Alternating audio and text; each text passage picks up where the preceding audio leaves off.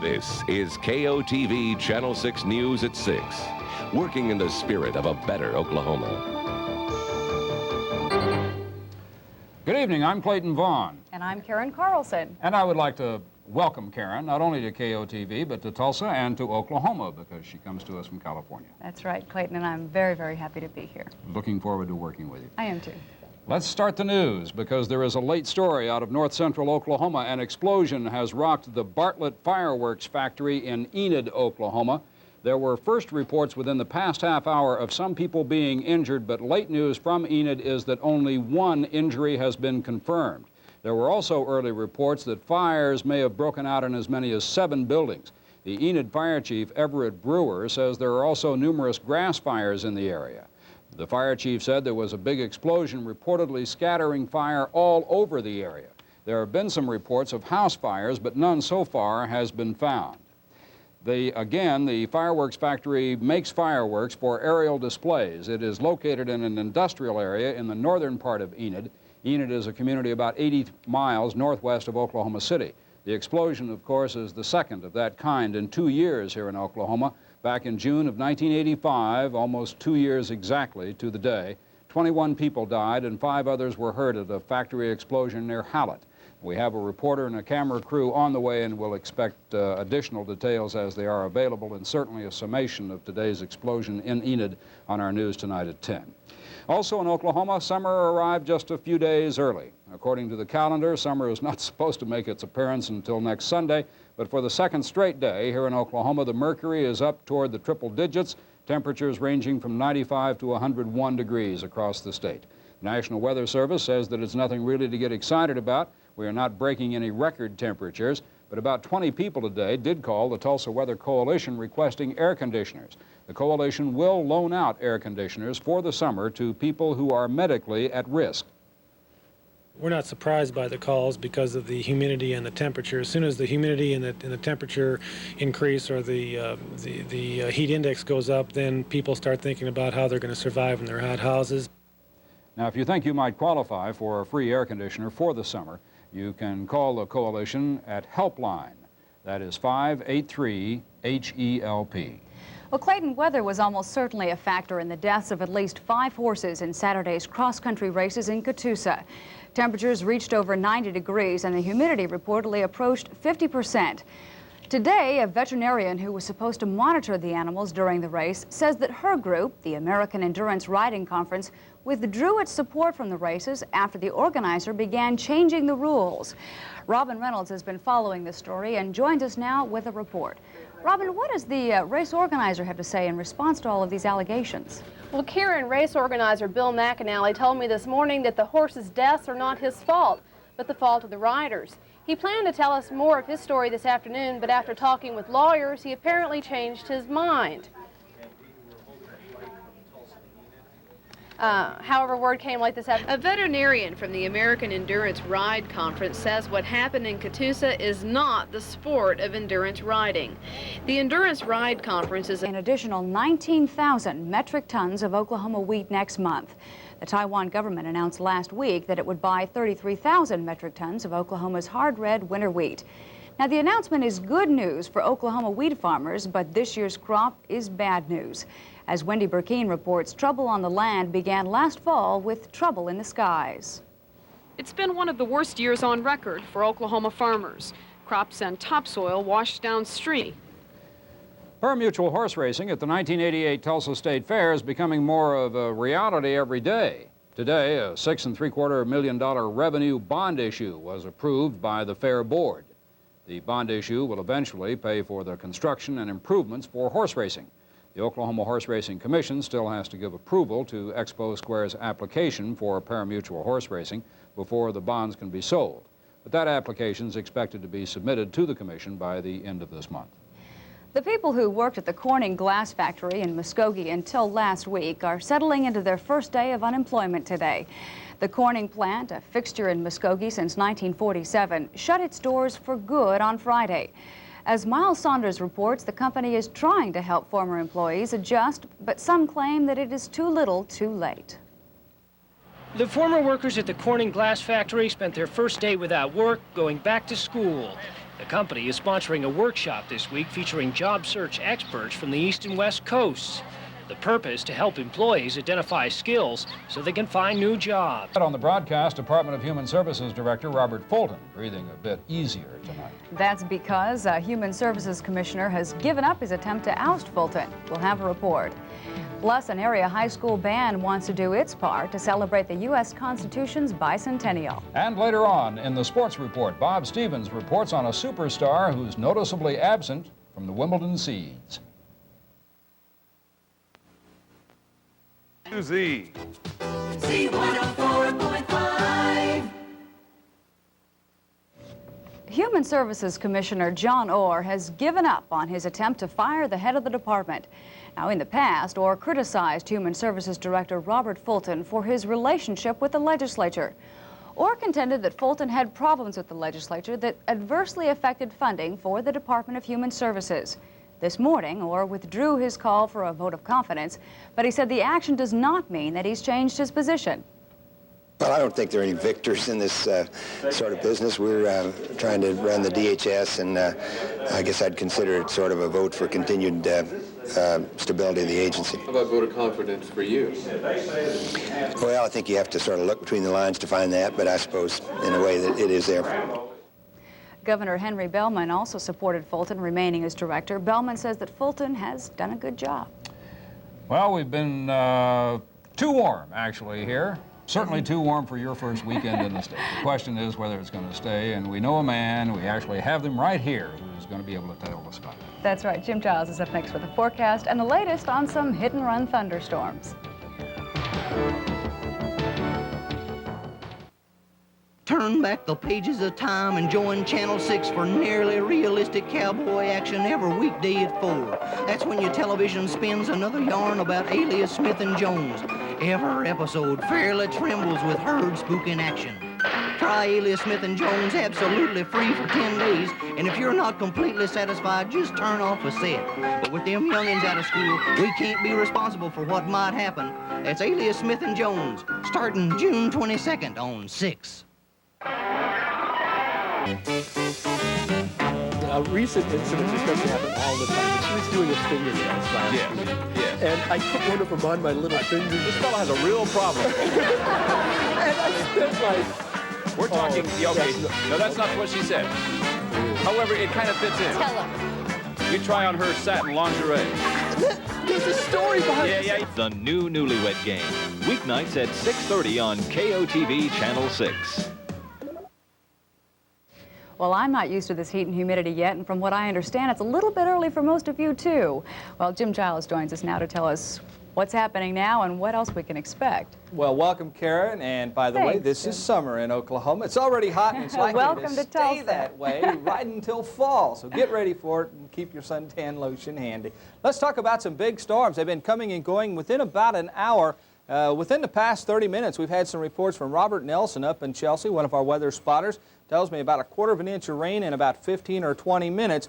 No hail, no strong winds, but the rain really came down. It's rather breezy as well. Right now, those showers are all but gone, just light at this time. Here's McAllister. Just to the south and east of McAllister, some very heavy thunderstorms, very close to severe limits, also south and west of Oklahoma City. Let me show you now our cloud-to-ground lightning indicator. Nothing around the majority of green country, but look to the south of us. Here's Pittsburg County. About right in this location is the McAllister area, and we are seeing a great deal of cloud-to-ground lightning associated with those storms over Pittsburg County. I anticipate them being there another 30 or 40 minutes and probably going just as quickly as they came. Let me show you the current situation out at the airport. It's mostly sunny. It's 93 degrees, or was on the hour. It's probably down more like 92 or 91 at this time. 44% relative humidity. Our heat index on the hour, close to 105, but it was up to 108 within the last 1 or 2 hours. Very sticky day. Southeasterly breezes and a falling barometer. Our record book shows a high of 95. 75 was our morning low. 4-inch soil temperatures. We're seeing a feedback of heat now from the soil back into the atmosphere. During the afternoon, those soil temperatures moving into the low 100s, 104 yesterday afternoon, probably about the same this day, and only 82 degrees overnight, although the air temperature was 75. You can see that feedback principle starting to take shape right now. Air quality good on a scale from 0 to 500, ozone at 46. Mold spore count a little more than 3,000. Various pollens, mostly grass, just barely over 100. Temperatures around the state on the hour most definitely hot while we were at 93. It was 90 over in Oklahoma City, 92 in Ponca City. And Robert Nelson tells me that they were about 92 as the storm moved in. They were 72 once the rains started. So a great deal of temperature drop associated with those storms. 10 o'clock last night, we were seeing mostly fair skies over Oklahoma. We'll set it into motion. I'll stop it at 3 o'clock this morning. See that little cell? It's over Osage County, parts of Pawnee County. Let me set it into motion again. Those storms flared up between 3, 4, 5 o'clock in the morning, produced some brief heavy rains, died out again, and now we're seeing the showers associated with the cooler air that's moving from east to west out of Arkansas. That's kicking off the storms that we've been dealing with for the past 2 or 3 hours. Some nickel-sized hail 12 miles south of Tahlequah. So the storms are pretty rough. They'll be pretty much gone by sundown, then probably pop back up late tonight. Tomorrow's going to be very much the same as this day was. This is a look at my forecast map for tomorrow afternoon, and again, an isolated thunderstorm or two over green country. Might as well prepare for that action, but you'd be lucky indeed to get some of that rain. Here's the forecast for the evening period. Mostly sunny, muggy. Those isolated storms starting to decrease in strength. Southeasterly breezes, low 90, sundown at 8:42. Overnight, fair skies, 1 or 2 storms late tonight towards the morning hours. Light southerly winds and 75. And for tomorrow morning, we'll be warming rapidly. By 9 o'clock, we'll be up into the mid-80s. Sunny skies, of course. Sun up tomorrow at 6:06. Tomorrow afternoon, just ditto today. Mostly sunny, definitely sticky, with an isolated thunderstorm or 2. Southeasterly breezes headed for 97 degrees. The outlook then for the following 3 days: on Wednesday, 97, much like today. Only a slight chance of an isolated shower. Thursday, more of the same, hot, 95. 95 on Friday. Hey, this is fun, isn't it? Just kind of like summer. Summer's here. Actually hadn't begun yet, though. That's right. Sunday, this coming Sunday officially. We'll have to talk to you about Jim's theoretical beginning of summer that doesn't have anything to do with the autumnal equinox or whatever that thing is. Certainly does not. Right. I'd vote for today. Thank you very much. Months of hard work and dedication about to pay off now for the Collinsville High School Band. Music educators from across the state selected the band to represent Oklahoma in the We the People 200. That is the name of the celebration being held in Philadelphia to mark the bicentennial of the U.S. Constitution. As Terry Hood reports, the band's music talent earned it the nomination, but salesmanship is actually getting it to Philly.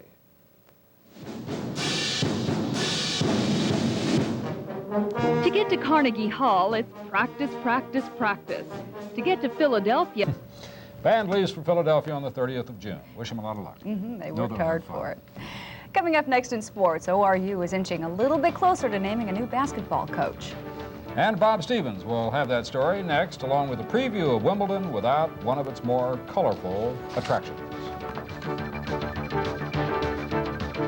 Hi, I'm Jack Nelson, here again with some important air conditioning facts.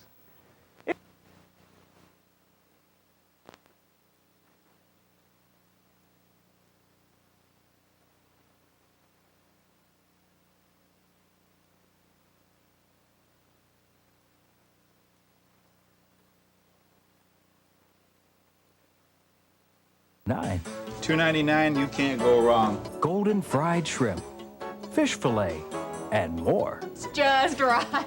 And what's more, it's only $2.99 right now. For the amount of food you get on this plate, that's a very, very good price. Captain D's Shrimp and More for just $2.99. What more could you want? That's a good deal. No doubt in my mind. I'd come back to Captain D's every chance I get. Delicious. Captain D's. Okay, there we are. Now we're ready. Now we're ready for sports. Hi, Bob. Yeah, hi. Hey, we got to show off how much you already know about local sports. Say Sooners. Sooners. Say Pistol Pete. Pistol Pete. And what's the password? Golden Hurricane. You got it. See, she already knows it all. I'm got ready. it straight, ready to go. All right, and of course, the place where things are never done the easy way, ORU. Big meeting this afternoon between Richard Roberts, athletic director Jack Wallace, and assistant coach Ken Trickey. The meeting supposedly to figure out when to take the name assistant off of Trickey's door and put head coach on it. Could be tomorrow, probably later in the week. I hope they get it over with because ORU has a lot of PR work to do before next year. Another guy who could use an image transplant, John McEnroe, making news today. Johnny Mac has pulled out of Wimbledon because of his bad back. Now, just to refresh your memory, this is the last time he won it, back in 1984 when he beat Jimmy Connors.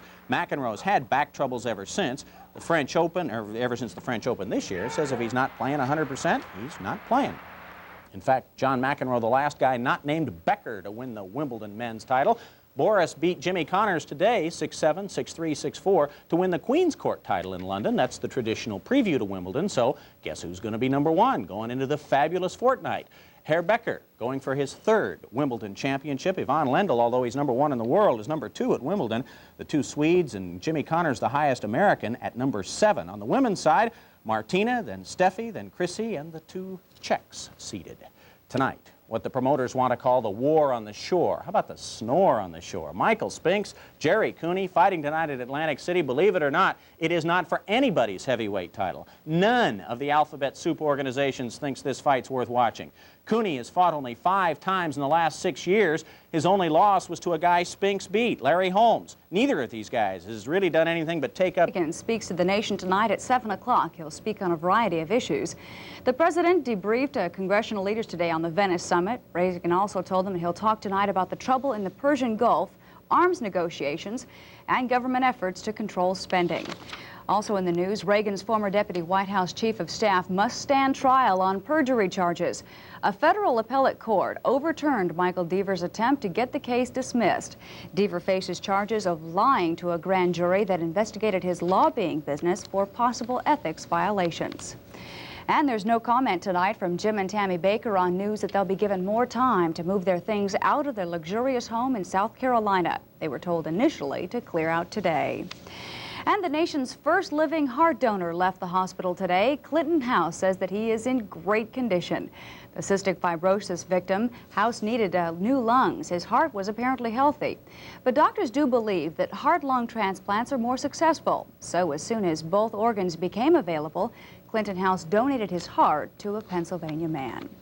And on the New York Stock Exchange, the Dow closed up nearly 14 points at 2,391.54. Oil futures went up a bit to close the day at $20.05 a barrel. Also tonight at 10, we'll have a report from Enid where a fireworks factory exploded today. And Terry Hadley will have a report on what higher oil prices could mean for Oklahoma. Time now for some of the mail from the viewers, and the first letter tonight is from Helen Stevens of Eufaula. Dear Clayton Vaughn, everybody was pleased and excited to hear the Three Boys luxury boats decide to locate on Lake Eufaula. Now the State Tax Commission wants to come in and tax them. All the Three Boys will have to do is depart and go to a neighboring state, one with lower taxes, leaving us high and dry. We cannot seem to attract industries or tourists to Oklahoma because of high taxes. There is this from Linda Jones of Tulsa. My son rented a tuxedo from Marriage Go Round, but was given the wrong jacket, the wrong size. I called them, but they told me it was too late to get him another and alter it in time, but that if I could find another in town, they would reimburse me. So I called Al's Formal Wear. They were closed, but someone answered the phone, and I explained the situation to the person who was still there, and they opened up long enough for my son to get another jacket. Marriage Go Round did reimburse me. Thanks to Al's and Marriage Go Round for saving my son's senior prom. Who says there are no nice businesses left? And finally, there's this from Coy D. Lemming of Tulsa. About your comment on pit bull dogs, I don't condone any kind of dog hurting anyone or even another dog, but I do feel that any dog or any weapon properly contained can hurt no one. When it does happen, it's a people problem. People kill people far more than dogs, and no one has defanged people yet, nor are we even close. Well, Clayton, that's the news and the mail for this Monday, June 15th.